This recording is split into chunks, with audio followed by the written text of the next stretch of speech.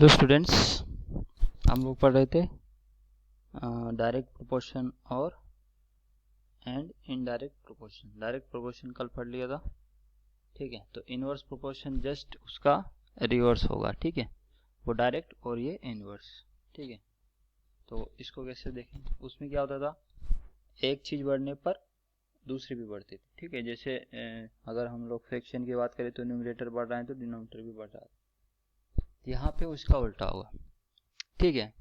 एक चीज़ बढ़ेगी और दूसरी घटेगी, ठीक है। मतलब न्यूमरेटर बढ़ेगा तो डिनोमिनेटर घट जाएगा और डिनोमिनेटर बढ़ेगा तो न्यूमरेटर घट जाएगा, ठीक है। उसको अगर सिंपल देखें तो जैसे एक एग्जांपल देखते हैं। ये एक कोई काम है, उसको कुछ लोग कर रहे हैं, ठीक है। तो जैसे काम क्या है कि डिग खोदना, ठीक है। तो हमको 90 डिग पिट चाहिए, ठीक है, उसके लिए ट्री प्लांटेशन के लिए। तो अगर एक वॉलंटियर एक दिन में एक फीट करता है, ठीक है। अब if there are 15 volunteer they will take 6 days। क्यों? एक वॉलंटियर एक दिन में एक ही फीट करता है, तो 15 कितने करेंगे, 15 वॉलंटियर को कितना दिन लगेगा, उसको हम लोग 90 में डिवाइड कर देंगे तो आएगा 60। तो 6 डे लगेगा उनको 90 फीट्स के लिए, अगर 15 हुए तो। अब यहाँ से देखो, एक आदमी को तो अगर 90 एक दिन में एक खोदता था तो कितना लिखते थे, उसको 90 दिन लग जाते। और अगर 15 हो गए तो कितने दिन लग रहे, 6 दिन। मतलब नंबर ऑफ डेज कितने हो गए, कम हो गए। तो एक तो बढ़ रहा था लेकिन दूसरा तो घट गया। मतलब वॉलंटियर्स तो बढ़े हैं बट जो मेरा काम था उसके दिन घट गए। पहले 90 दिन लग रहे थे, अब 6 दिन लग रहे हैं। ऐसे अगर 10 वॉलंटियर हुए तो उनको 9 दिन लगेंगे। तो यहाँ पे साफ साफ नज़र आ रहा है, कल वाला तो सीन नहीं चल रहा है। कल वाला तो क्या था, एक बढ़ रहा था तो दूसरा भी बढ़ रहा था। यहाँ पे उल्टा हो रहा है। मतलब जैसे जैसे वॉलंटियर बढ़ते जा रहे हैं तो जो नंबर ऑफ डेज हैं फिट के लिए वो घटते जा रहे हैं। तो ये हो गया इनवर्स प्रोपोर्शन, मतलब वो एक दूसरे का उल्टा, एक बढ़ रहा है दूसरा घट रहा है।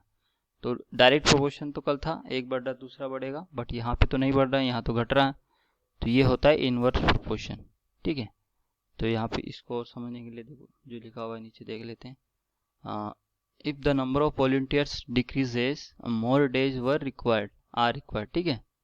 मतलब जैसे 15 थे तो 6 दिन लग रहे थे, और अगर 10 हुए तो 9 दिन लग रहे। मतलब वॉलंटियर अगर मैंने घटाए 15 से 10 कर दिए तो दिन बढ़ गए, ठीक है। और वॉलंटियर बढ़ा है, मतलब 10 से 15 कर दिए तो दिन कम हो गए, 9 से 6 दिन हो गए, ठीक है। वैसा यहाँ लिखा हुआ है, ठीक है। और if the number of volunteers increases fewer days are required to the job, ठीक है।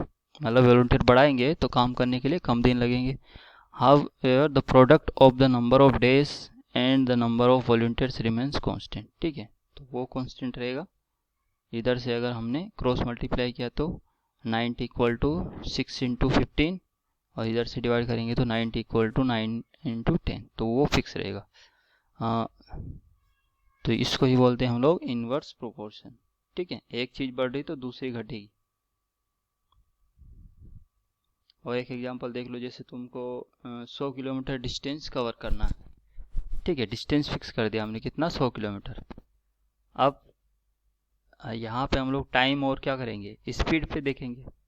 तो अगर हम लोग 10 किलोमीटर पर आवर से चलते हैं तो हमको कितना लिखेंगे, 10 आवर्स लग जाएंगे। अगर हम 20 किलोमीटर पर आवर से चले तो कितना लगेगा, 5 आवर्स। अगर हम 50 आवर से चले तो 2 आवर्स लगा। तो यहाँ क्या हो रहा है, देखो जैसे जैसे हम लोग स्पीड बढ़ा रहे हैं हम लोग का जो ट्रेवलिंग टाइम है वो कम होता जा रहा है। तो ये भी इनवर्स प्रोपोर्शन का एक एग्जांपल हो गया, ठीक है। और भी देख सकते हो तुम लोग, क्वेश्चन सॉल्व कर रहे हो, ठीक है। मान लो तुम 1 घंटे में तुम्हारे पास 50 क्वेश्चन का कलेक्शन है और 1 घंटे में तुम 10 क्वेश्चन कर रहे हो, तो तुमको 50 क्वेश्चन करने में कितना टाइम लगेगा, 5 आवर्स, ठीक है। अगर तुम 1 घंटे में कितना 25 क्वेश्चन करने लग जाओगे तो 2 ही घंटे लगेंगे।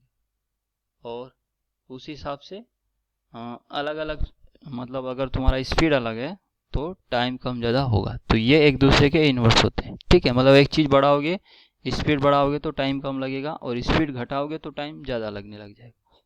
ठीक है, तो ये होता है इनवर्स प्रोपोर्शन, एक बढ़ेगा तो दूसरा घटेगा। चलिए उसके एग्जांपल देखते हैं अब। तो देखो यहाँ पे क्या दिया था, 15 workers take 8 hours to build a wall. ठीक है, कोई बिल्डिंग का वॉल है, उसको बिल्ड करने के लिए 15 वर्कर्स है, उनको 8 घंटे लगते हैं। Then how many hours will 12 workers need to build the same wall. ठीक है, तो अब देखो, अब यहाँ पे कुछ सोचना है कि ये डायरेक्ट है कि इनडायरेक्ट प्रोपोर्शन है। तो देखो, नंबर ऑफ वर्कर्स बढ़ेंगे तो टाइम कम लगेगा या ज़्यादा? कम लगेगा। ठीक है, ज़्यादा आदमी काम करने लग जाएंगे तो काम कम जल्दी हो जाएगा, मतलब कम लगेगा। तो यहाँ पे क्या दिया है, the how many hours will 12 workers need. तो यहाँ पे वर्कर्स क्या हुए, घट गए, तो टाइम क्या लगेगा, ज़्यादा। मतलब ये इनडायरेक्ट प्रोपोर्शन का क्वेश्चन है। ठीक है, तो यहाँ पे उसने पूछा है कि अगर 12 ही वर्कर्स काम करे तो कितना टाइम लगेगा, मतलब नंबर टाइम जो होगा वो ज़्यादा होगा। तो एक तो सिंपल यहाँ से आंसर का तुम लोग थोड़ा सा गेस कर सकते हो कि आंसर जो आएगा वो 8 आवर्स से ज़्यादा ही आएगा। ठीक है, क्योंकि वर्कर्स कम हो गए। तो यहाँ पे यही सारा लिखा हुआ है, इसको पढ़ सकते हो तुम लोग। As the number of workers increases the number of hours decreases. ठीक है, नंबर ऑफ वर्कर बढ़ेंगे तो नंबर ऑफ आवर्स डिक्रीज होंगे। The number of workers and the number of hours in inverse proportion. ठीक है, समझ में आ रहा है वो तो। The product of workers and the number of hours needed to build the wall is constant. ठीक है, वो कांस्टेंट रहेगा। लेट अस टेक द, ठीक है, जो हमको टाइम लग रहा है उसको हमने x ले लिया। ठीक है, तो कल वाला जो था ये हम लोग फ्रैक्शन ले रहे थे, वो डायरेक्ट लिख दिया इसने। ठीक है, इस बार हमको किसका किसका रेशियो लेना होता था, जैसे ये था कितना था, 15/8। ठीक है, हमने वर्कर्स अपॉन आवर्स लिए। तो अब इधर वाला जो रेशियो था वो उल्टा लेना पड़ेगा हमको, मतलब इधर क्या आएंगे, वर्कर्स अपॉन, नहीं वर्कर्स तो ऊपर लिया ना इसने, 15 वर्कर्स ऊपर और आवर्स नीचे, तो इसमें 15/8 लिखा, तो इधर हमको क्या लेना पड़ेगा,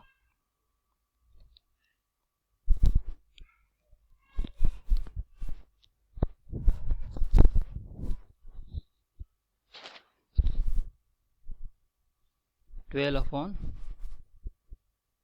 हाँ ठीक है, इधर एक्स एक्स का, इधर आर्स आर्स का हम लोग रेशियो लेंगे, इधर वर्कर वर्कर्स का, तो उसको डायरेक्ट इधर लिख दिया। ठीक है, तो क्या किया, 12 इंटू उसके जो आर्स लग रहे हैं, 12 तो वर्कर्स हैं और ये क्या है उसका आर्स, ये 15 तो वर्कर्स हैं और 8 उसके आर्स हैं। तो इन दोनों का, इसका इन दोनों का प्रोडक्ट और इन दोनों का प्रोडक्ट इक्वल रहेगा। ठीक है, तो यहाँ से सॉल्व कर लेंगे, तो x का वैल्यू कितना आ जाएगा, 10। तो जो अगर 12 वर्कर काम किए तो उनको 10 आवर्स लगेंगे बिल्ड करने के लिए सेम वॉल को। ठीक है, काम सेम रहेगा, काम चेंज नहीं होगा कि इधर हम लोग बिल्डिंग बना रहे हैं और उधर हम लोग वॉल को बना रहे हैं, तो काम तो वही है, तो वो फिक्स रहेगा कि एक वही वॉल हमको बिल्ड करना है। ठीक है, तो यहाँ पे हमको क्या करना है, वर्कर्स और टाइम का जो प्रोडक्ट है वो सेम रहेगा, वो वाला रूल लगा देना है। चलिए एक और क्वेश्चन देखते हैं। a page, a 40 page class magazine is to be written. If one student would require 80 days to write it, how many would 4 student require? ठीक है, मतलब एक कोई बुक है उसको लिख रहा है, उसको एक स्टूडेंट अगर लिखेगा तो उसको 80 डेज लगेंगे, बट अगर यही काम 4 स्टूडेंट करने लग जाएंगे तो कितने दिन लगेंगे। तो अब देखो, अगर ज़्यादा स्टूडेंट काम करेंगे तो टाइम कम लगेगा, मतलब ये क्या हो गया, इनवर्स प्रोपोर्शन का क्वेश्चन हो गया। ठीक है, तो देखो अब इसको कैसे करेंगे, वो तो ये समझ में आ रहा होगा, इनवर्स प्रोपोर्शन है। तो यहाँ पे हमने स्टूडेंट लिखा, तो स्टूडेंट अगर एक है तो डेज कितने लग रहे हैं, 80। स्टूडेंट अगर 4 है तो उसको ले लिया हमने x, जो पता नहीं उसको x मान लेंगे। अब क्या करेंगे, इधर number of student into days का प्रोडक्ट, इधर भी number of student into days का प्रोडक्ट, वो इक्वल आएगा। तो वो हमने कर दिया 1 into 80 equal to 4 into x, तो 4x लिख दिया। ठीक है, अब x का वैल्यू निकालना है तो 4 से डिवाइड कर दिया, तो 80/4 कितना आएगा 20। तो जो 4 स्टूडेंट है उनको 20 डेज लगेंगे उस मैगजीन को कंप्लीट करने के लिए। ठीक है, तो ऐसे हमको इनवर्स प्रोपोर्शन के क्वेश्चन करने हैं।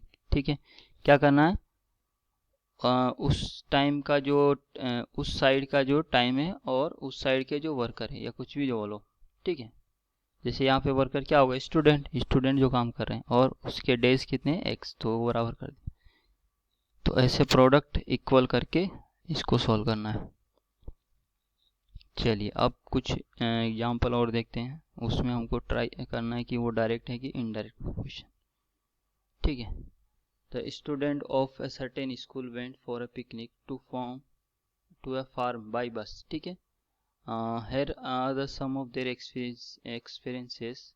Say whether the quantities in each are the indirect or in inverse proportion। मतलब कुछ एग्जांपल हमको दिए हुए हैं जो काम वो कुछ स्टूडेंट किए हैं। ठीक है, पिकनिक में कुछ कुछ जरूरी था वो काम किए हैं पिकनिक में, तो उसका जो वो एक्टिविटी किए हैं मान लो वो इनवर्स प्रोपोर्शन में है या डायरेक्ट में, वो हमको यहाँ पे गेस करना है या क्वेश्चन सोल्व करना है एक तरह से। देखो, तो फर्स्ट क्या है कि हर स्टूडेंट पैसे तो हम लोग कलेक्ट करते हैं, तो हर स्टूडेंट कितना 60 रुपये 60 रुपीज़ कलेक्ट कर रहा है, तो एक स्टूडेंट को 60 देना है। तो अगर 45 स्टूडेंट हुए तो कितना हो जाएगा, 45 इंटू 60, एक का 60 तो 45 इंटू 60 45 का, और अगर 50 हो गए तो 50 इंटू 60। तो अब ये कौन सा हुआ, डायरेक्ट की इनडायरेक्ट, तो डायरेक्ट सिंपल दिख रहा है। जैसे जैसे नंबर ऑफ स्टूडेंट बढ़ते जाएंगे हमारे पास जो पैसे कलेक्ट होंगे वो बढ़ते जाएंगे, तो ये जो है डायरेक्ट प्रोपोर्शन का एक क्वेश्चन वो लग सकते हो। ठीक है, चलिए नेक्स्ट देखते हैं। वो लोग स्वीट खरीदते हैं फिर। ठीक है, तो the sweet shop near the school gave 90 laddoos for the picnic. ठीक है, तो कोई एक दुकान वाला था स्कूल के पास, उसने उनको पिकनिक पे जाने के लिए 90 लड्डूज दे दिए। ठीक है, अब देखो, तो अगर पिकनिक के लिए 45 स्टूडेंट गए तो ईच स्टूडेंट कितना मिलेगा, 90/45 यानी कि 2 लड्डू, हर स्टूडेंट को 2 लड्डू मिलेगा अगर 45 गए तो, और अगर 30 गए तो हर स्टूडेंट को 3 मिल जाएगा। तो यहाँ पे देखो जैसे जैसे नंबर ऑफ स्टूडेंट बढ़ेंगे तो नंबर ऑफ लड्डू जो उनको मिलेंगे वो कम मिलेंगे, और जैसे जैसे नंबर ऑफ स्टूडेंट घटेंगे तो उनको मिलने वाले लड्डू जो हैं वो बढ़ जाएंगे। तो ये किसका क्वेश्चन हुआ, इनवर्स प्रोपोर्शन। ठीक है, चलिए नेक्स्ट देखते हैं।